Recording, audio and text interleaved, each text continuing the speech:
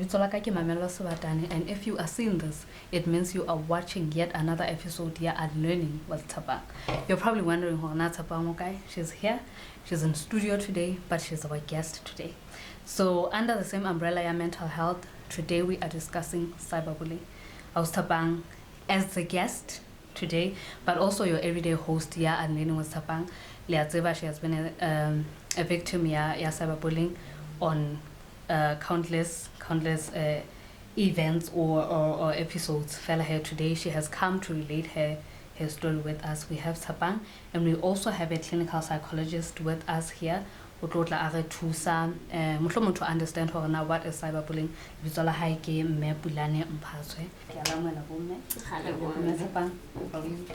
Oh, like I've already said, and I am an HIV activist. I'm not just an HIV activist, but I'm also living openly with HIV and AIDS. I'm a lot of things. I'm just in the public's eye. I'm just out there. So that's me. Yeah. Okay. Learning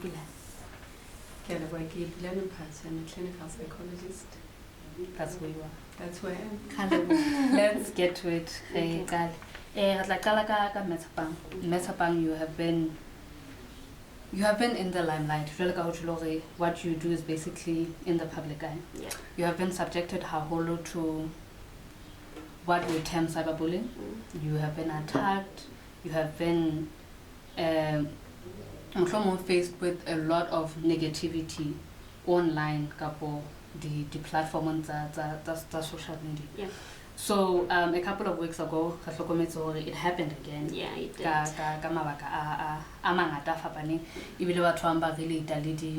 Events exactly your HIV status, going public about it. Yeah. So let's have a how has this been for you? Experience this kind of behavior towards you. It was when I first came out about my HIV status. It was in 2017. Publicly about my HIV status. But it wasn't as extreme as it is now, because I wasn't that popular as I am now. Next to be fellowship as compared to now. So in but in a it wasn't that much.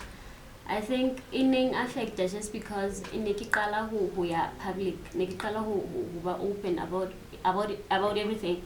So next year we handle, because some of the things mutu udieta not really taking into consideration now me disclosing next disclosing my HIV status because if I just talk about my HIV status, then it means that people will now stop talking. So what are they going to talk about? Because yeah. So I 2017, even though in this extreme. Yeah. Okay, sure this was not even on my question list. What made you decide to go public about my HIV status?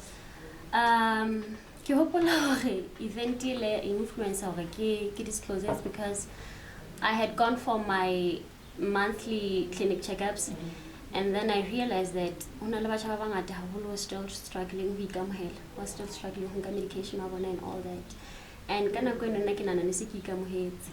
and I can speak, I can talk, I can just say my mind, I can just talk. So if and I know that I can talk, why can't I be voice who can talk? Why can I talk on their behalf?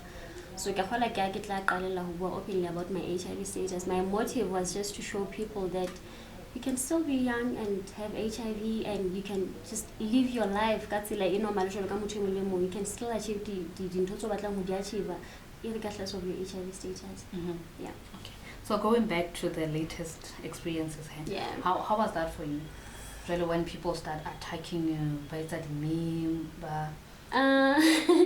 I didn't see it coming. I always say when I get attacked on social media, people by Arabella she put her life out there. Because can I private life her personal stuff out there. That's why we always have opinions about ntho tse etsahalang around her. So this one this one came as a shock. This one came as a shock because I just went for my hairdo. I took myself selfies. I posted them on social media, and then I put my phone away because I was busy with something. And then when I logged in again, whoa, I wasn't expecting this, and that's how it started. So it shook me hanyane. Because I prepare I prepare my mind. If I'm going to talk about this, then I know that people are going to have opinions. Then I have to prepare my mind. But this time around, I didn't see it coming. So it kind of hit me.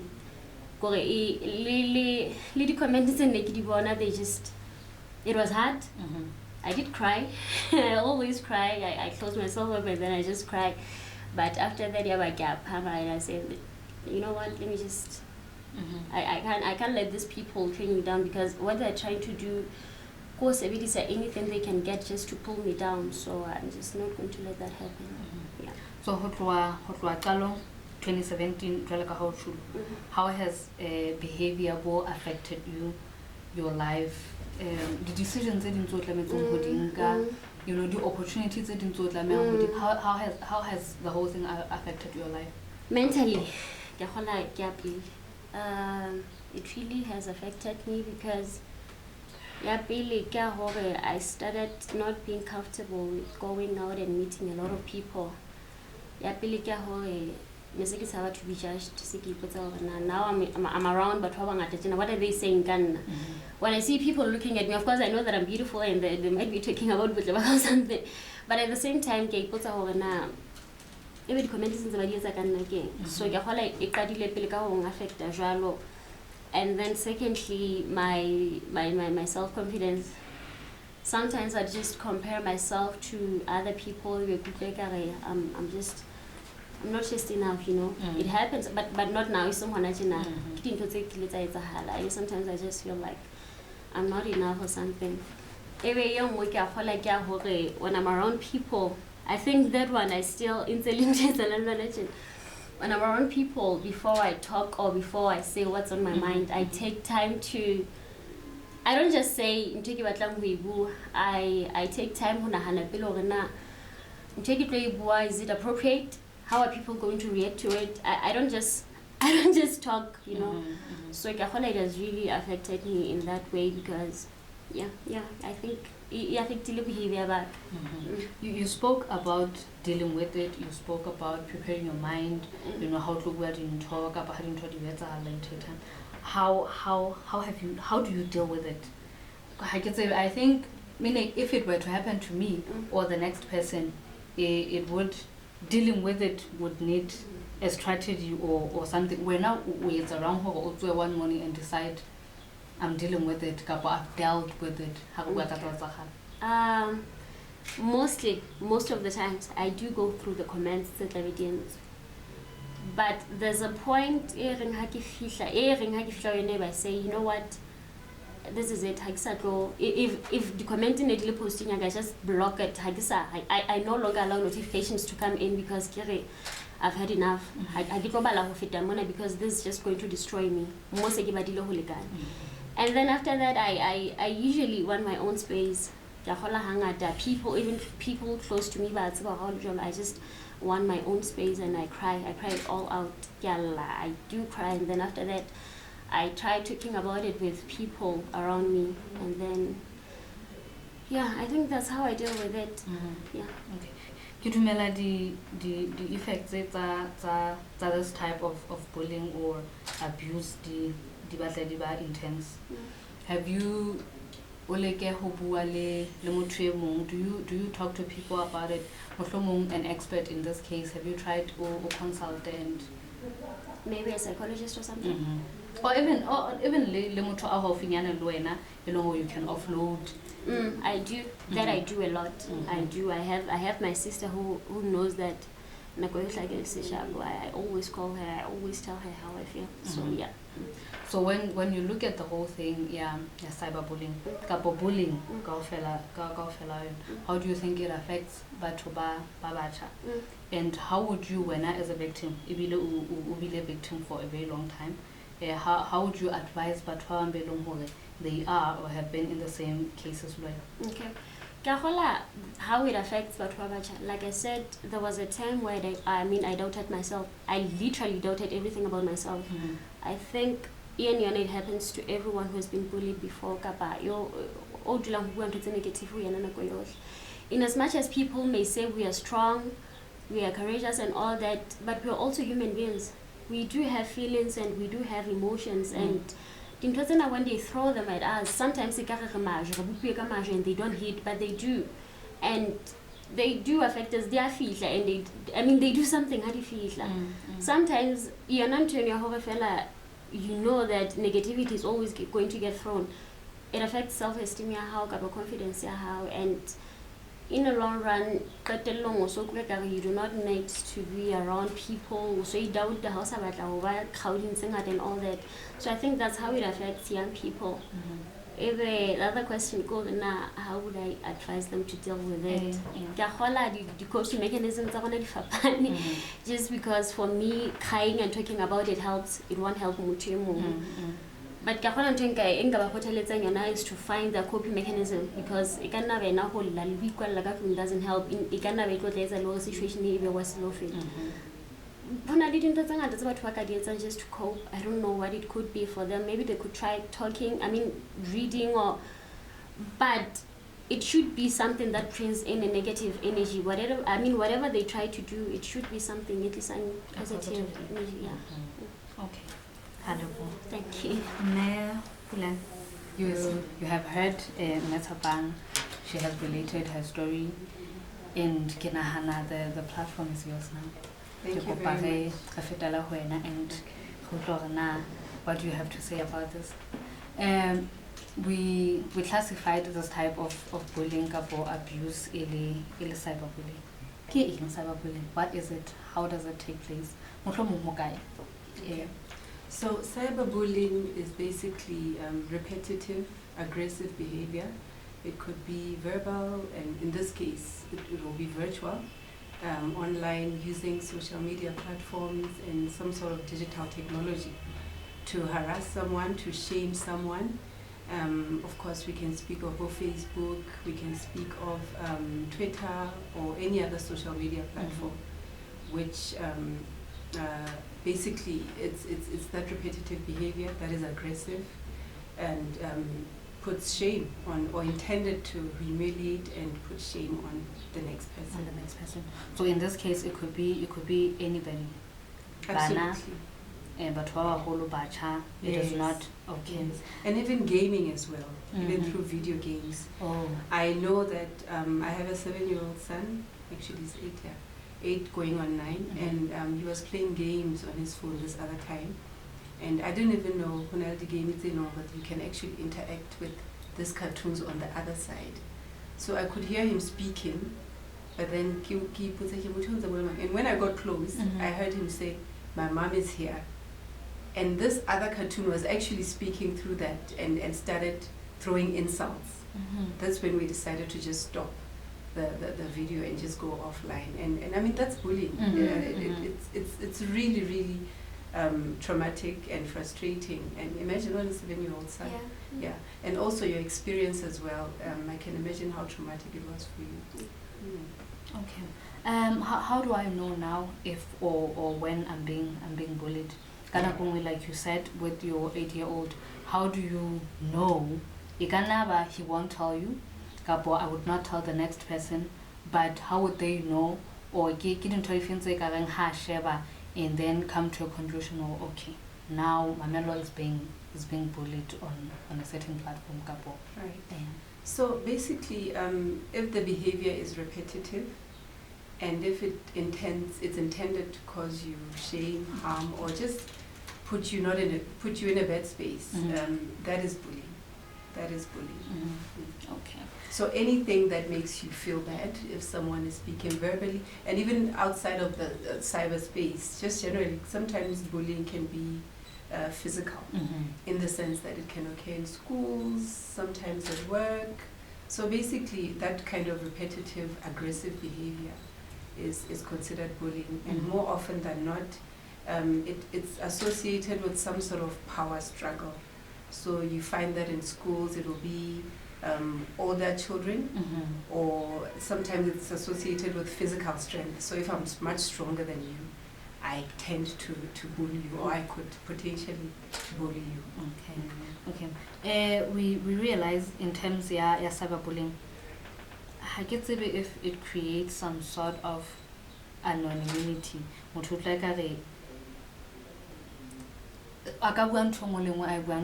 the next person online because haba close. What makes us behave the way what gives us that power kapo okay I'm typing to them. Right. I think basically as we said, it's a need for control. So as you said, you spoke about power, you spoke about there's that need to control, which is associated with bullying, and which in turn is associated with feeling powerless. So one feels like if I can subject the next person to this kind of frustration and shame and humiliation, then it makes them feel better. So that's the need for control associated with it. And some of it really is celebrities are now more accessible as opposed to in the past. So you can literally just type someone and say Bibuaibala. So that also comes with people now feel like it's unlike in the past where we could look at people and admire them on magazines and sometimes have hate, but you can't express it. But now people have platforms, which is actually very, very sad. Okay. And now, what are the effects of behavior, both psychologically and mentally? Taking into account what 10 days ago, I would not say celebrate, but the Fatineleza raise awareness on mental health. Yes. Look, as you said, there are psychological effects of cyberbullying. You felt isolated, you felt you were crying, you felt the need to be on your own, you feel insecure. There are a lot of them, and at its very worst case now, one can even take their own life. I know we heard and saw clips of a Limpopo student a couple of months ago who committed suicide because they were being bullied at school. So, the effects are tremendous, honestly, and very significant. And so we talk about depression, and really, at the most extreme, suicide can result. Okay. You were much involved baking in Efudile on that awareness, your mental health. Right. Mepulani, how do we take care of our mental health? Oh, that's a big one. And, I think you elaborately just shown us how to take care of our mental health. And you spoke about protecting our energy. You spoke about, blocking notifications as they come and making a decision that, I'm not going to take any more of this. And one of the biggest things also is having a support system. You spoke about your sister, and also talking about it.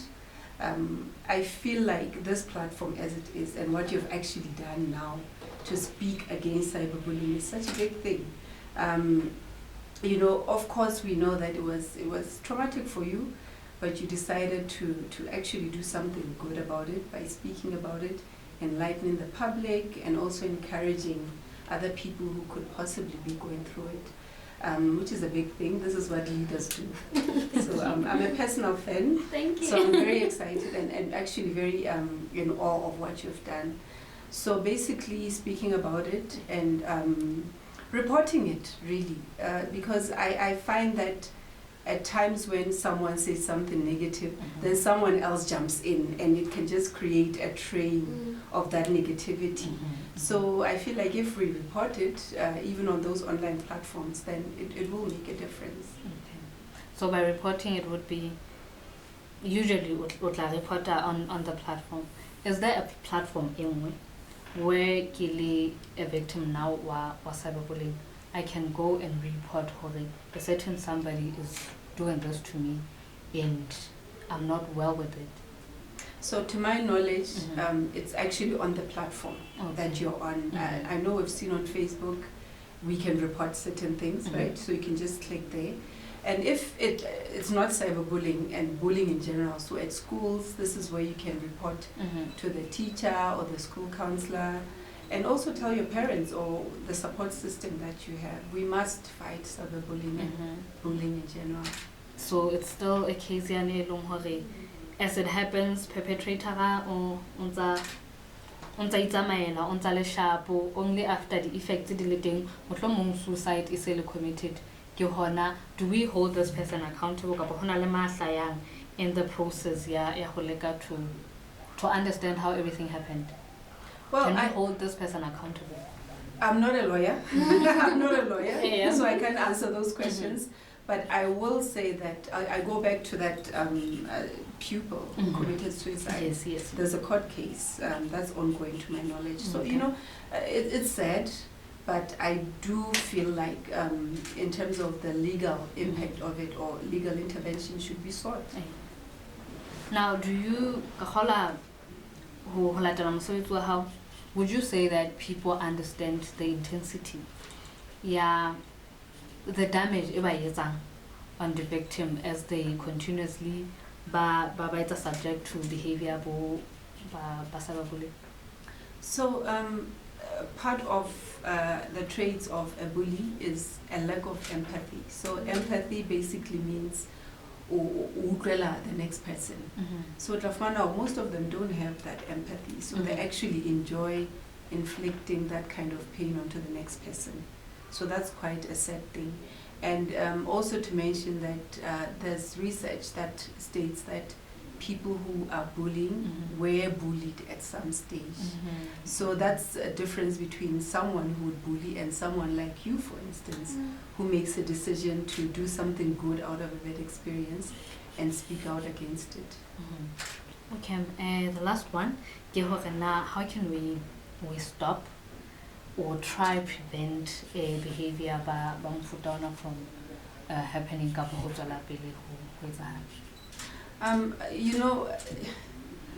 We thank technology, we thank social media platforms and digital technology in general for its contribution in enhancing our lives, but unfortunately this is now the bad that comes with it.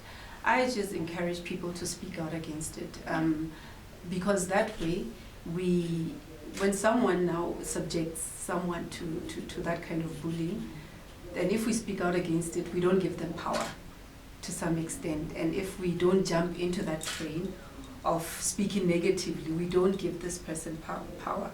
And I know with some celebrities, I know I've seen it with Unati and Lamis, where they've been bullied, and they actually take a picture of this person and say, this is the person who's bullying me.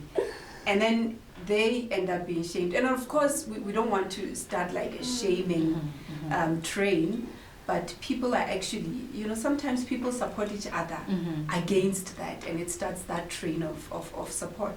But I honestly think that speaking about it, doing what you're doing, and turning this bad experience into something good is actually a good thing.